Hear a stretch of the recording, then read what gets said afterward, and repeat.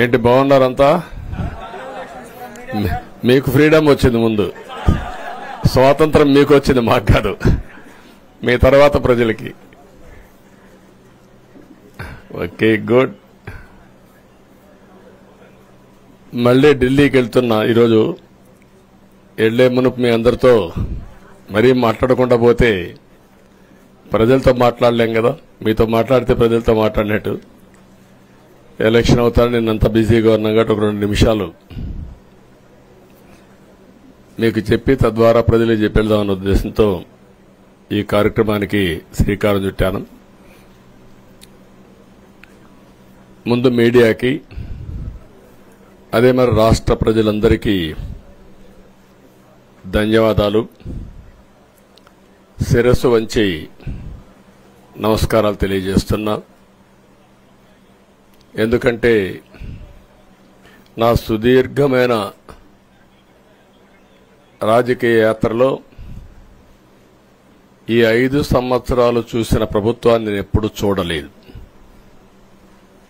ఒక రంగమని కాదు, ఒక వ్యవస్థని కాదు, ప్రజాస్వామ్య వ్యవస్థలన్నీ ఏ విధంగా ఇబ్బంది పడ్డాయో, ఏ విధంగా నిర్వీర్యం చేశారో మనం అన్ని చూశాం. అయితే మా ధ్యేయం ఒకటే, ప్రజలు గెలవాలి, రాష్ట్రం నిలబడాలి.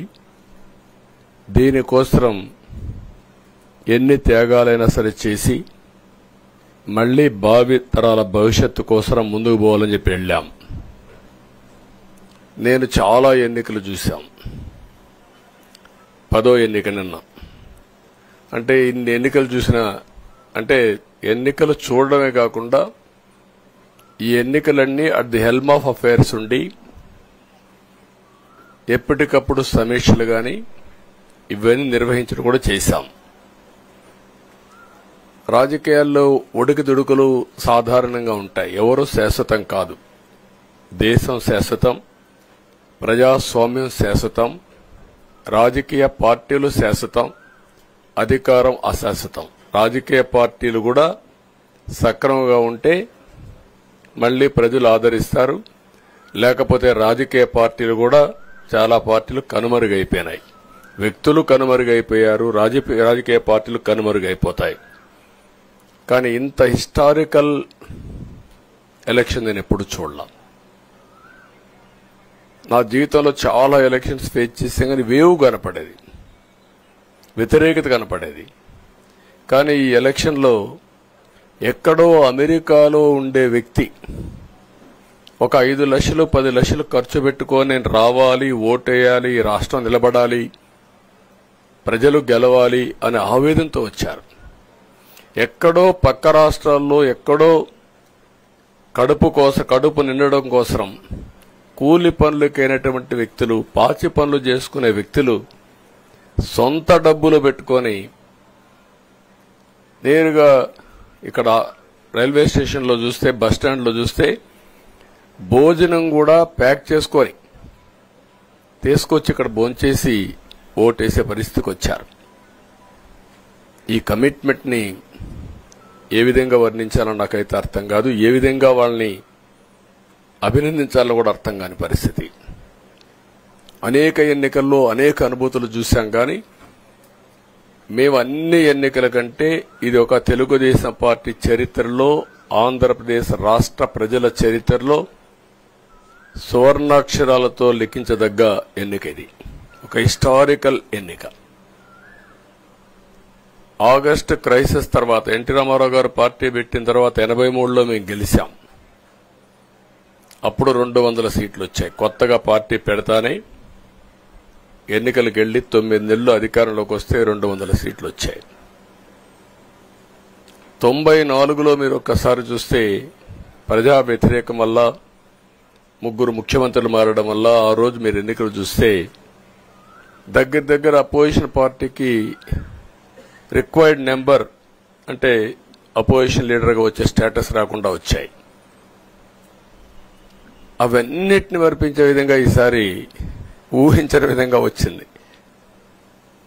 అంటే దానికి కారణాలు నేను ఎక్కువ చెప్పక్కర్లేదు. అనుభవించిన ప్రజలకే అర్థమవుతుంది. ఎప్పుడైనా సరే ప్రజాస్వామ్యంలో ప్రాథమిక హక్కు మాట్లాడే స్వేచ్ఛ. ఆ స్వేచ్ఛనే కోల్పోవాల్సి వచ్చింది. అదే కాదు, బ్రతికే స్వేచ్ఛ, ఆస్తులు పెట్టుకునే స్వేచ్ఛ, ఇవన్నీ కోల్పోయే పరిస్థితి వచ్చింది. అందుకే మీరు చూస్తే మొన్న ఎలక్షన్లో సరే ఏ విధంగా మేమందరం కలిశాం అవన్నీ మాకంటే ముందు మీకే తెలుసు. కలిసినప్పుడు ఎవ్రీ ఈవెంట్ ఇవి వేదిక నుంచే ప్రారంభించాం. అక్కడి నుంచి ముందుకెళ్ళాం. ఆ రోజు చెప్పాం, ఈ రోజు ఒకటి చెప్తున్నాం. మా ఆలోచన ప్రజలు గెలవాలి, రాష్ట్రం నిలబడాలి. అంతవరకు సాధించగలిగాం. 55.38% ఓట్లు పడ్డాయి. దీంట్లో తెలుగుదేశానికి 45.60% పడ్డాయి. వైసీపీకి 39.37% పడ్డాయి. ఇది ఊహించినటువంటి ఒక్కొక్కసారి 95,000 మెజారిటీ. ఒకప్పుడు నేను చార్మినార్ ఎగ్జాంపుల్ చెప్పేవాడిని. చార్మినార్ అంటే అక్కడ ఎంఐఎం కంచుకోట, అక్కడ ఎప్పుడు ఎక్కువ ఓట్లు వచ్చేటివి. ఆ తర్వాత కుప్పం, సిద్దిపేట పోటీ పడేటి రెండో స్థానానికి. అప్పుడు కూడా 70,000, 80,000, 50,000 కాడ ఆగిపోయేవాళ్ళం. ఈసారి 95,000, 94,000, మళ్ళా 92,000, 91,000. మంగళగిరి లాంటి కాన్స్టిట్యున్సీలు 91,000 మెజారిటీ. ఏ విధంగా అభివర్ణించాలో నాకైతే అర్థం కాదనమాట. అంత ఇదెళ్లిపోయినాయి. ఇవన్నీ చూసిన తర్వాత ప్రజలు ఇచ్చిన తీర్పు మీరు చూస్తే అహంకారం, నియంతృత్వం, విచ్చలవిడితనం, ఏదంటే అది చేస్తాననుకుంటే ప్రజలు క్షమించే పరిస్థితులు లేరు. అదే ఈరోజు నిరూపించే పరిస్థితికి వచ్చారు. ఒక మాటలో చెప్పాలంటే ఈసారి వీళ్ళు చేసింది గుణపాఠం పాలకులకు కాదు, అవినీతి అహంకారంతో ముందుకు పోయే ఎలాంటి ధ్వంసకారులకైనా ఇదే జరుగుతుందని నిరూపించారు ప్రజలు. దానికి మనస్ఫూర్తిగా అభినందిస్తున్నా. అదే సమయంలో 5 సంవత్సరాలు మా కార్యకర్తల పడిన ఇబ్బందులు, చాలా మంది స్లీప్లెస్ నైట్స్, కంటి నిండా నిద్రపోని పరిస్థితి. అక్కడి నుంచి నేను చూస్తే చాలా కడాన మనిషిని హింస పెడుతూ నువ్వు ప్రాణంతో బతకాలంటే జై జగన్ అనమంటే జై తెలుగుదేశం, జై చంద్రబాబుని ప్రాణాలు వదిలిన సందర్భం చంద్రయ్య. ఇది తలుచుకుంటే ఆ కమిట్మెంటే, ఆ త్యాగాల ఫలితమే ఈరోజు ప్రజాస్వామ్యాన్ని కాపాడుకోగలిగాం. ఒక మా కార్యకర్తలకే కాదు, మీడియా 5 ఏళ్లు మీరు పడిన ఇబ్బందులు, మీరు కోర్టుల చుట్టూరు తిరిగిన ఇది, మిమ్మల్ని సిబిసిఐడి ఆఫీసులో పెట్టి వేధించిన విధానం, అవి తలుచుకుంటే ప్రజాస్వామ్యమే సిగ్గుతో తలంచుకోవాలి. అలాంటి సంఘటనలు జరిగాయి. మేనేజ్మెంట్ని ఒకరినని కాదు, ఎవరినైనా పట్టుకురావచ్చు, ఏదైనా చేయొచ్చు అనే ధీమా వచ్చేసి ఇష్టానుసారంగా ప్రవర్తించే పరిస్థితికి వచ్చారు. అదే సమయంలో ప్రజల మీద, మా పార్టీ మీద సరే, ఈవెన్ జనసేన, పవన్ కళ్యాణ్, ఆయనకు కూడా స్వేచ్ఛ లేదు. ఎక్కడైనా సరే విశాఖపట్నానికి వెళితే ఉన్న పళంగా విశాఖపట్నం నుంచి వెకేట్ చేయాలని తిరిగి, అంటే నగర బహిష్కరణ. ఒక నాయకుడిని నగర బహిష్కరణ చేస్తే కారణం చెప్పకుండా ఇంకా వేరే వాళ్ళ కథ ఏముంటుందో మనం ఆలోచించుకోవాల్సిన అవసరం ఉంది. కేసులు పెడితే ఎందుకు పెట్టావు కేసు అని అడిగితే దానికి సమాధానం చెప్పకుండా ముందు నిన్ను అరెస్ట్ చేస్తున్నాం, తర్వాత కేసు డీటెయిల్స్ ఇస్తా ఉంటారు. ఇలాంటి చాలా జరిగాయి. ఇవన్నిటికీ పరిష్కారం కోసం ఈరోజు మనం చూసిన తర్వాత ఇది మాకేదో అధికారం అని మేము అనుకోవడం లేదు, ఒక బాధ్యత.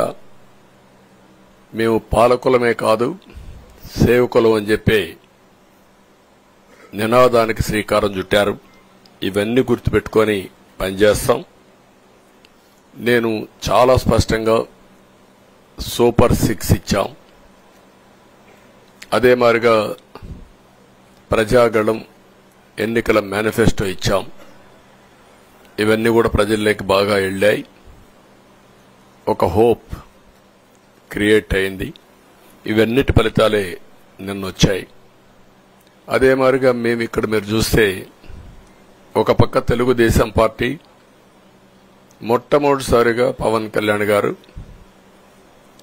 ప్రభుత్వ వ్యతిరేక ఓటు చేరడానికి వీలు లేదు, ఈ రాష్ట్రంలో మళ్ళా ప్రజాస్వామ్యాన్ని గాని ఈ రాష్ట్రాన్ని కాపాడుకోవాల్సిన బాధ్యత ఉందని చెప్పి ముందుకొచ్చి ఈ యొక్క కూటమికి బీజం వేశారు. వారిని మనస్ఫూర్తిగా అభినందిస్తున్నాం. ఆ తర్వాత బీజేపీ కూడా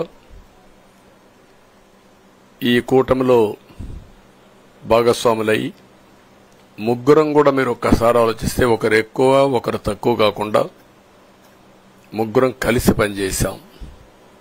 బేషిజాలు ఎక్కడా లేకుండా మేము ఏదైతే చెప్పామో ప్రజలు గెలవాలి, రాష్ట్రం నిలబడాలి, దీనికోసం పై స్థాయి నుంచి ఢిల్లీ నుంచి వచ్చినటువంటి బీజేపీ నాయకులు గాని ప్రధానమంత్రి అమిత్ షా గారు గాని ఇక్కడుండే పవన్ కళ్యాణ్ గాని తెలుగుదేశం పార్టీ కేంద్ర నాయకత్వం నుంచి కింది వరకు అందరం కూడా ఒక ట్రూ స్పిరిట్ తో పనిచేశాం.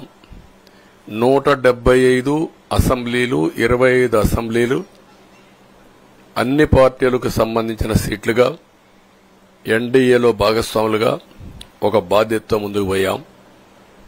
అందుకే ఈ అనూహ్యమైనటువంటి విజయాన్ని సాధించగలిగాం. ఇక్కడి నుంచి బాధ్యత ఉంటుంది. ఆ బాధ్యతని ఏ విధంగా చేయాలనో అవన్నిటి కూడా ప్రణాళికలు తయారు చేసుకుంటాం. అంటే ఈ 5 సంవత్సరాలు జరిగిన విధ్వంసం మీరు ఒకసారి చూసిన తర్వాత ఇది ఒక 30 సంవత్సరాలకు ఎంత డ్యామేజ్ చేయాలనో అంత డ్యామేజ్ జరిగింది. వ్యవస్థలు విధ్వంసం అయ్యాయి. మొత్తం ఎకానమీ కుప్పగూలిపోయింది. అప్పులైతే ఎంత చేశారో ఇంకా లోతు పోతే తప్ప మనకు తెలియదు. ఎక్కడెక్కడ చేశారో ఏమేం చేశారో తెలియదు. ఇంకొక పక్క ఎక్కడికక్కడ సహజ సంపద, ఒక శాండ్ కావచ్చు, మినరల్ వెల్త్ కావచ్చు, లేకపోతే ఏదంటే అది ఇంకా మాకు అడ్డే లేదు, ఏమైనా చేయగలుగుతాం, ఎవరైనా అడ్డొస్తే తొలగించుకుంటా పోతామనే ధీమాతో ముందుకు పోయారు. కొంతమంది భయపడి రాలేకపోయారు, ఎదిరించలేకపోయారు. నా కళ్ల ముందర ఒక రైతు చూస్తే ఆ పొలం పక్క నుండి ఇసుక తీసేస్తే అక్కడ భూగర్భ జలాలు ఉండవు, వ్యవసాయానికి నీళ్లు కూడా కొరత వస్తుంది, పక్క నుండే పొలాల్లో కూడా నీళ్లు ఉండవు. కానీ మాట్లాడే సాహసం చేయలేకపోయాడు. ఆయన కళ్ల ముందర ఆయన పొలంలో మట్టి తీసుకుపోతా ఉంటే ఎదిరించలేని నిస్సహాయ స్థితికి వచ్చాడు. మా వాళ్లు పోతే హౌస్ అరెస్టులు చేశారు. ఇవన్నీ చెప్పుకుంటూ పోతే ఒకటి కాదు, చాలా జరిగాయి. అవన్నీ కూడా ఏ విధంగా చేయాలనో చేస్తూనే మళ్లీ వ్యవస్థలన్నీ కూడా పునరుద్ధరించాల్సిన బాధ్యత ఉంది. అదే మరిగా మాకు ఒక 4-5 రోజులు ఇవన్నీ చూసిన తర్వాత డెప్త్కి పోయిన తర్వాత మీరు పేపర్లో రాసినట్టు గాని మేము మాట్లాడినట్టు గాని ఒక లెవెల్లో ఆగిపోయినాయని నా ఉద్దేశం. ఎందుకంటే నేను రాజకీయాలు 40 ఏళ్లు చూశాను. ప్రభుత్వాలను మేము అధికారం ఉన్నప్పుడు చూశాను, బాగు చేసి మళ్ళా అపోజిషన్కి వస్తానే వీళ్ళు నాశనం చేస్తే మళ్లీ నేను అధికారంలోకి వస్తానే దాన్ని బాగు చేయాలంటే ఎన్ని కష్టాలు ఉన్నాయో నేను చూశాను. ఒకప్పుడు పవర్ సెక్టర్ మీరు చూస్తే కరెంట్ ఎప్పుడు వస్తుందో ఎప్పుడు పోతుందో తెలియని పరిస్థితి నుంచి హైదరాబాద్ లో విద్యుత్ సౌధ దగ్గర రాఘవరెడ్డి ఉండేవాడు, కమ్యూనిస్ట్ లీడర్.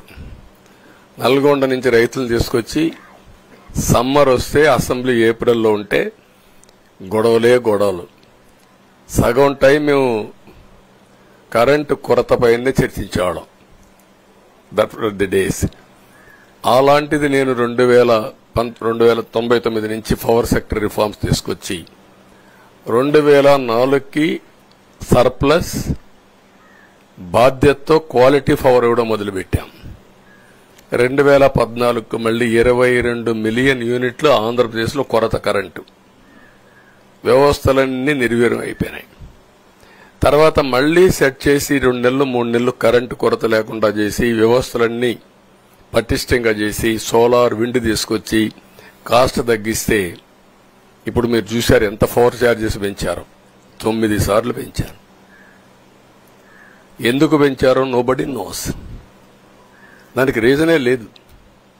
ఇప్పుడు ఎక్కడుందో దాన్ని ఎత్తుక్కుంటే ఎంత లోతు పోయిందో కూడా తెలియదు. దాన్ని ఏ విధంగా రిపేర్ చేయాలి, ఎంత డబ్బులు తెచ్చారు, ఏ పేరుతో తెచ్చారు, అవన్నీ ఒక వ్యవస్థని కాదు, సంబంధం లేని వ్యవస్థతో డబ్బులు తీసుకొచ్చి సంబంధం లేని డిపార్ట్మెంట్కి ఇచ్చారు.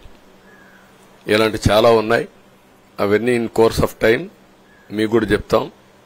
అల్టిమేట్ గా ఇదేదో మేము అధికారం అంటే జుబిలియంట్ గా బ్రహ్మాండంగా ఉందనుకోవడానికి కాదు.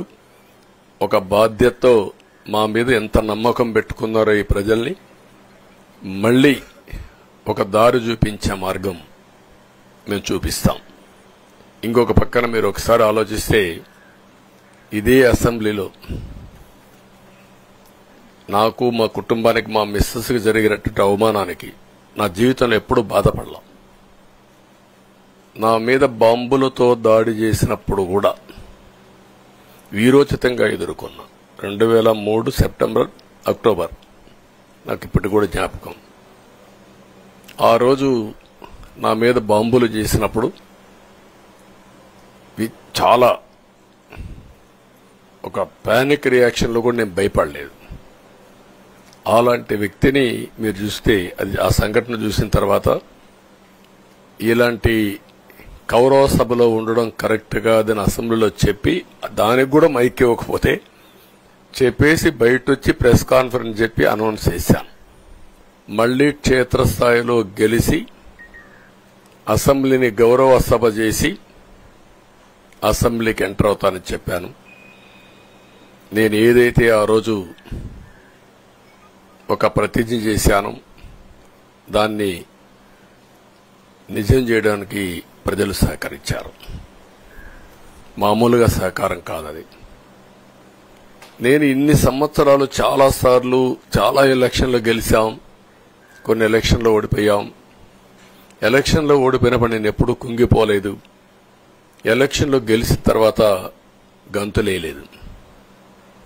నిబ్బరంగా ఓడిపోయినప్పుడు ఒక బాధ్యత ప్రతిపక్షంలో ఉండి పనిచేయాలి, గెలిపించినప్పుడు ఒక బాధ్యత ప్రజలకు మెరుగైన సేవలు అందించి వాళ్ళని ముందుకు తీసుకుపోవాలని ప్రయత్నం చేశాం. ఎప్పుడూ ప్రజాప్రచారనే ఉన్నాం. అలాంటిది జరిగిన తర్వాత ఈరోజు మళ్లీ ఇదే అసెంబ్లీకి నేను ఏదైతే చెప్పానో అది చేసి వెళ్ళడం అనేది ఒక తృప్తి, ఒక గౌరవం. ఆ గౌరవాన్ని నిలబెట్టిన ప్రజలను కూడా మనస్ఫూర్తిగా అభినందిస్తూ మీ రుణం తీర్చుకుంటాం. ఏ విధంగా పనిచేయాలో పనిచేస్తాం. మీ ఎక్స్పెక్టేషన్స్ ప్రకారం పనిచేసి అయితే ఎప్పటికప్పుడు మీరందరూ కూడా మేము ఓటేసాం, మా పని అయిపోయింది, ఇంకా మీరు చూసుకోండి కాకుండా ఎప్పటికప్పుడు మమ్మల్ని నడిపించే బాధ్యత, మాకు సహకరించే బాధ్యత, మళ్లీ రాష్ట్రంలో ఉండే ప్రజలందరం బాగుపడాలంటే ఏం చేయాలో మేము చేసినప్పుడు ఎప్పటికప్పుడు ఫీడ్బ్యాక్ ఇచ్చి నడిపించే బాధ్యత తీసుకోవాల్సిందిగా వారిని కోరుతున్నా. పవన్ కళ్యాణ్ గారిని మనస్ఫూర్తిగా అభినందిస్తున్నా. అదే మరి బీజేపీ అగ్రనాయకత్వాన్ని నరేంద్ర మోడీ గారిని, అమిత్ షా గారిని, ఇక్కడికి వచ్చిన అబ్జర్వర్స్ ని, ఇక్కడుండే పార్టీ అధ్యక్షురాలైనటువంటి పురంధేశ్వరి గారిని మనస్ఫూర్తిగా అభినందిస్తున్నా. వీళ్ళందరూ కూడా ఏదైతే ఒక స్ఫూర్తిని తీసుకున్నామో ఆ స్ఫూర్తితో టోటల్ గా ప్రతి ఒక్క కార్యకర్త సిన్సియర్ గా పనిచేయడానికి ఏ అభ్యర్థి ఉన్నా తమ అభ్యర్థిగా పాటించి బ్రహ్మాండంగా పనిచేశారు. వాళ్ళందరినీ అభినందిస్తున్నా. ఈరోజు మా విజయం మూడు పార్టీల కార్యకర్తల సమిష్టి కృషి. వారందరినీ అభినందిస్తూ ఈరోజు ఢిల్లీకి పోయి వచ్చిన తర్వాత ఒకసారి మళ్లీ ఇవన్నీ ఎప్పటికప్పుడు సమీక్ష చేసుకుంటూ ముందుకు పోతా అని చెప్పి తెలియజేసుకుంటూ మరొక్కసారి మీ అందరికీ అభినందనలు, ధన్యవాదాలు. థ్యాంక్ యూ అనండి.